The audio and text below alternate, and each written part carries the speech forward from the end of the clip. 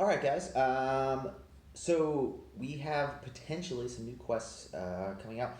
Generally speaking, as the field research box changes, so do the quests. But Niantic, as you might know, is a little bit inconsistent. So I thought it'd be nice to do a little bit of retrospective on the standard quest pool that they had for the last 2 months, because sometimes based on the events that come out, and the way they actually play out, our experience is a little bit different from what we might think of them. So I'm only going to go over the quests that were in the standard pool that changed, either in terms of what the requirements were or what the spawns were. So anything else that's been standard, like power up 5 times for a starter, I'm going to skip over. So let's get started here.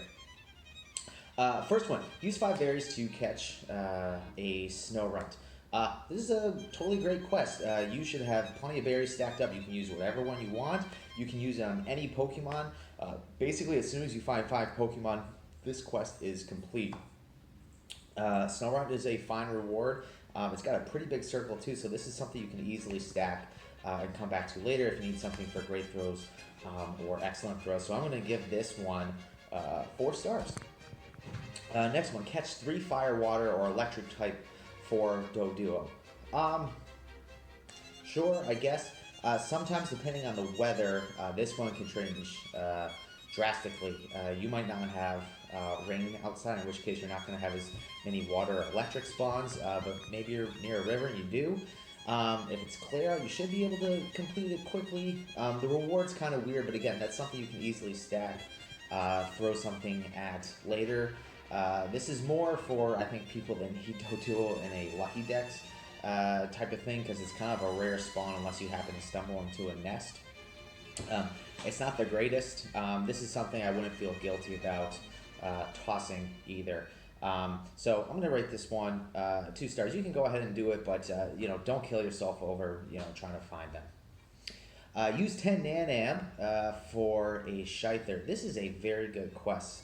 I like it. Scyther is a good reward, and it's got a boosted shiny potential. So anything that has boosted shiny potential, you should never feel guilty about trying to grind these quests out. And this actually has a little bit of a hidden reward you might not know about.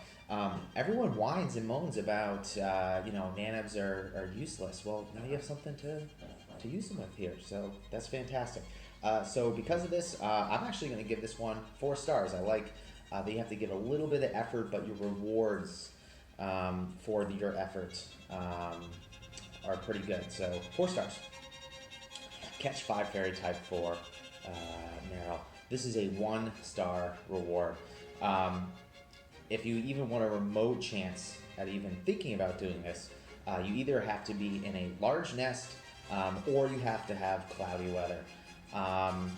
And even under those conditions, it might take you a little bit of time. Meryl itself as a reward is terrible. If you think it's good for PvP, you're not wrong. But generally speaking, if you're really into the nuances of needing it for PvP, you already have one, or you need to catch a wild one for the better IV spread. It's useless as a hundo. You're not going to max it on bringing to raids.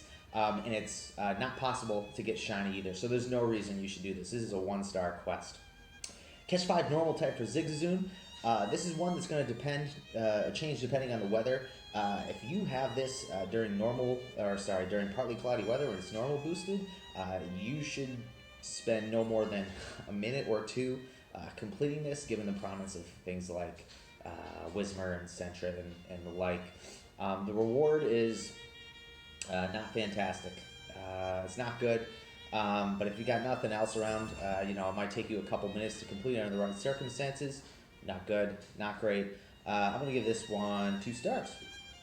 Next one, catch 5 normal type use 5 Raz to get a Swinub.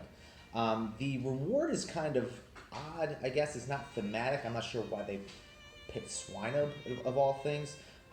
You're going to be rolling in these things in about a month or 2 when winter events come around. Swinubs are boosted either artificially just because Niantic puts them in the pool, or because it's going to have snowy weather out. So the timing's a little weird, but Swinub's not terrible, I guess. Using 5 Raz to catch Pokemon, it's basically the same as using 5 berries. You're swimming in raspberries, presumably, so you should be able to get it done relatively quickly. So because of that, we are going to give this one 3 stars. Catch 4 grass or ice type for Seal. I don't understand this. When it first came out, I initially rated this somewhere around 1 to 2 stars. Given that, first of all, thematically, I don't get it. Seal as a reward is pretty terrible.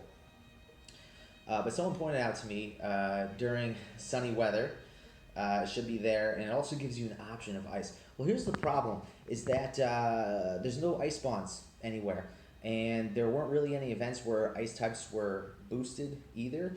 So this quest was effectively catch 4 grass types for a Seal. So thematically, I don't understand what's going on there. I don't understand why you need 4. 4 seems a little steep. I feel like it should have been 3. Just not a good quest overall. So I'm actually downgrading my initial assessment, which you guys never saw. I'm downgrading this to a 1-star quest. Catch 15 Pokemon for Sandshrew. Okay, this is an interesting one. We have to go back to what the original quest for Sandshrew was. The quest for Sandshrew used to be catch 10 ground types for Sandshrew, and everybody lost their mind because Sandshrew had been newly introduced into the shiny pool, and they were excited about a 1 in 500 shot at getting a shiny. And catching 10 ground types took a very, very long time. The only time you should even think about doing that was under sunny weather when Barboach were all over the place.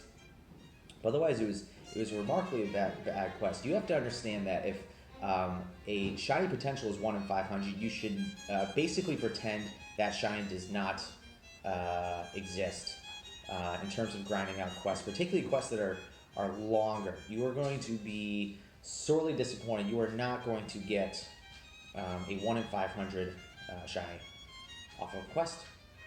So you really have to look at that as catch 10 ground type for a Sandshrew, and that's a 1-star quest at that. They've slightly changed the criteria, and I agree with the criteria. I think it's fair. They've upped the number of catches that you need, but it can be of anything. So this is actually a fairly balanced quest. Again, you should not do this expecting a shiny. You're not going to get one. 1 in 500, you are not going to get that. You are going to get about 2.5 perfects before you're going to get a shiny off of this. And Sandshrew by itself is useless. So you should really only be doing this because you just want the extra Sandshrew for your catch count or your quest count there. But I do like the balance or the fair balance of loosening the restrictions of not making you catch ground type anymore, but increasing the number of catches. I still think the number of catches is a little bit high. I think they should have put this into catch 10 and then split 50-50 when you get Magikarp or Sandshrew. They've done it in the past where they've split catch 10 where you get Magikarp or Houndour. But it's not terrible. I'm going to give this quest 3 stars. Catch 3 different psychic types for Drowsy. This is another 1-star quest. You're starting to notice a theme here. There's a lot of 1-star, maybe 2-star quests in the standard pool, and that's quasi on purpose. Standard pools are not supposed to have fantastic quests. That's what the events are for, so you get out there and you're excited to play. That doesn't change the fact that it's a 1-star quest. You're basically, again, first of all, previous ones, I might say, if you're catching 5 fairy type, you have to be in a nest that has like Clefairy or something like that. But that doesn't apply here because you need 3 different psychic Pokemon. And unless you're in windy weather, that's not going to happen. Sometimes there's the theory that there's going to be an event out where psychic types are boosted, and that was not the case here. There were no psychic type events during the 2 months. So because of that, I didn't even speak about the reward. I was just talking about the criteria. The reward for a Drowsy, I don't know what you're going to do with that. Does anybody? So this is a 1-star quest. Very similarly, catch 3 different dark types for Puchenia. Again, basically the same premise here. I would argue it's even worse. At least with Psychic, windy weather does exist. Fog, boosting dark, does not exist. So you need to catch 3 different dark types. The only time this was probably remotely doable in a feasible amount of time was maybe the Halloween event, but guess what? During the Halloween event, Puchen, you were boosted anyway. So this is an auto toss. Again, this is a 1-star quest. 5 consecutive great curves for Spinda. Technically, this is always in the pool, but the reward changes with a slightly different pattern. I thought the pattern was kind of cool. By the way, 5 great curves is totally feasible. All of you should be throwing nothing but curveballs anyway. It should be to the point where throwing it straight is more difficult. So you should be well versed in this. And greats are fairly easy to throw on basically anything, maybe short of Zubat. So overall, it's a fair quest. It's a good reward. It's a trophy. It's not useful outside of being a shiny flex or something, but it's certainly a boosted rate. So 4-star quest. Do it every time. Earn 3 candies walking with your buddy for Ponyta. Okay, I actually kind of like the reward. It's a little bit thematic here. You're kind of walking a long distance. You're riding on your horse to get there, something like that. That's fine. One thing I kind of have an issue with the earn a candy walking your buddy is that you're going to, obviously, if you want to complete this quest, you're going to just switch out your buddy to be a 1-kilometer buddy, right? Like, why would you certainly wouldn't do this 3 times with a 20-kilometer legendary or a 5K. So it just seems kind of weird that if you have a quest for it, you would switch your buddy out even for, 10, 15, 20 minutes at a time and then switch it back. So I've always proposed that since this is effectively walk 3 kilometers with your buddy, kind of, I'll get into the nuances of that later. So walk between 2 to 3 kilometers with your buddy. They should just change the quest to just walk 3 kilometers.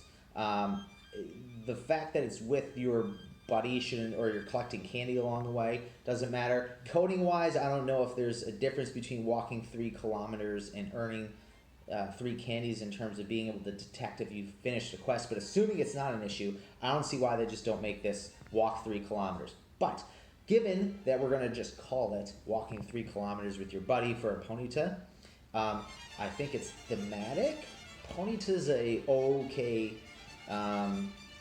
reward. The problem is you can't really do other quests alongside of it, particularly if you have 2 or 3 of these stacked up, so it becomes slow. But it's not bad if you don't have any other quests going on. So I'm going to put this at a 3-star quest here. Trade a Pokemon, Bronzor. That's a good reward. Certainly a boosted shiny chance. So this is something you can grind out in the chances of getting a shiny. No problem with that whatsoever. Issues with this is you can't always complete it if you're just out, you're not with anybody, or you don't have an alt. Don't alt. But if you don't, you're kind of stuck. You kind of have to toss it, so you're missing out, which is kind of unfortunate. But that's the nature of the game, right? So this is a great quest. So if you have it, you have someone nearby you, just trade some garbage real quick. 4-star quest. Evolve a Pokemon for Cubone. This is what you're going to do every time. There's no reason not to evolve anything you have in your storage. Just evolve a piece of junk, a Pidgey, a Caterpie, whatever. The reward is terrible. Again, this is a non-boosted shine, so effectively you're just doing this for a 81% Cubone, which is awful. So the reward is terrible, but it's quick, it's easy, and effectively, it gets you +1 your catch, and you get a little bit of dust off the Cubone. So this is really evolve something for 100 dust. Little slow, but I can do 1 evolve, not a problem at all. I'm going to put this at 2 stars. Next one, send 10 gifts to friends for Sneasel. I'm going to put this at a 4-star quest. Again, boosted shiny rate, so absolutely grind this out if you want to. It is very, very slow, but the reward is good. If this was a little bit faster, or they changed the mechanics around sending gifts where you can just kind of send them out rapid fire, even cutting it down by 50%. How long does sending 10 gifts take? 2-3 minutes, something like that. If they can cut that down to like a minute somehow, which I think should be feasible with a little bit of a UI overhaul, this would easily be a 5-star quest, but because it is very slow, this is going to be a 4-star quest. Again, this is one, if you don't have 10 gifts, you can toss it, get the 10 gifts, and come back later, do other things along the way. So 4 stars, great quest. Battle Raid for Spoink. This is a 1-star quest. The only reason you should ever do this is if you're at a raid and the stop you're standing on happens to be that quest and you don't have anything else saved up. Battle another trainer for Electrike. I'm basically equating this with trade a Pokemon, but I'm going to drop it 1 because you're not getting a shiny off of this. Electrike is 1 in 500. Unlike Bronzor, which is boosted somewhere in the 1 to 50 to 1 to 75 range, you're not going to get a shiny Electrike off this. Hate to be the bearer of bad news. But Electrike's still a pretty cool reward. Trading with somebody, it might not be something you can do right away or easily if you don't have someone or an alt with you. It's a little more flexible in the sense that you could send a text to your friend or something on Discord asking for a battle, but nobody might respond.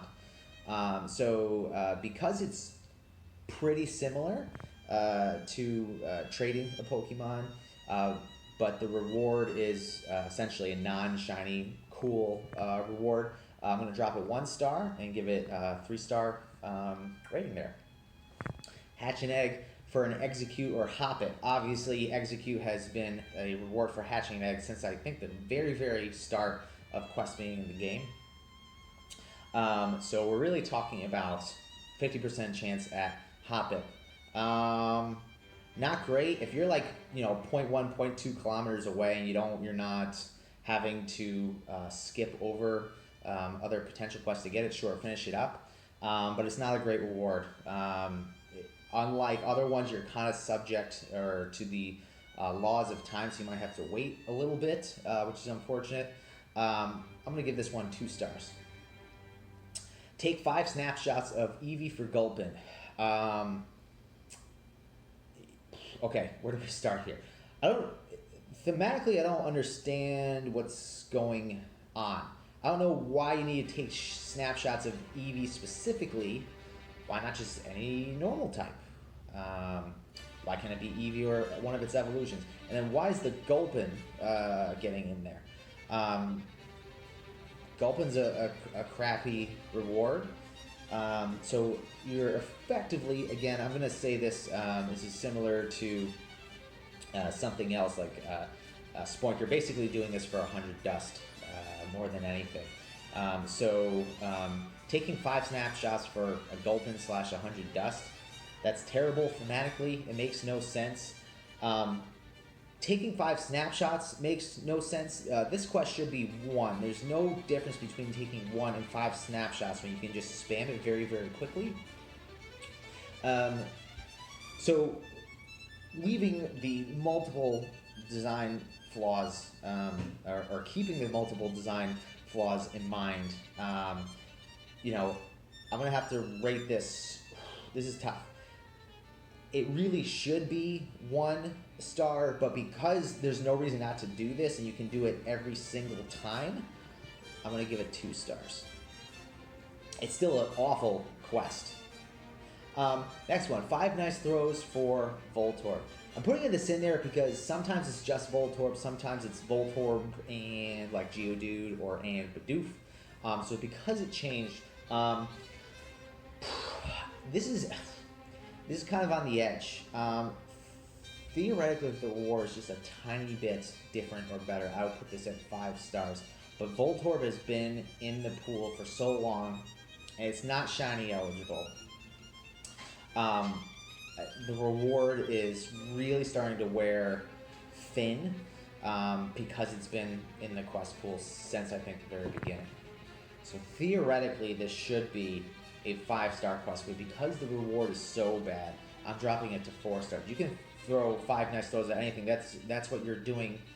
That's like the entire point of the game anyway. So there's no reason you shouldn't get this the second you see 5 Pokemon, or even 3 or 4 Pokemon, depending on if they break out of the ball or something like that. So I want to give this 5 stars, but the reward is that it's not the reward is so bad per se. It's pretty bad, but that it's been in the exact same spot for so long and they refuse to change it. I'm going to put this at 4 stars. Still do it every single time you come upon it, though. Make 3 great throws. So this is similar to Make 5 nice throws, and they've kind of consistently changed the pool around. I believe Ghastly's almost always been in there. A couple months ago, earlier this year, I think they added Anorith and Leap. They've also added Baneri to the mix. I don't know why. Nobody's asking for Baneri. None of them are shiny boosted. It thins the pool even more. At least with Anorith and the Leap, you could argue you needed those for some of those longer quest lines that required you to catch those things. I don't know why Baneri's in there. It made the quest objectively worse in my mind.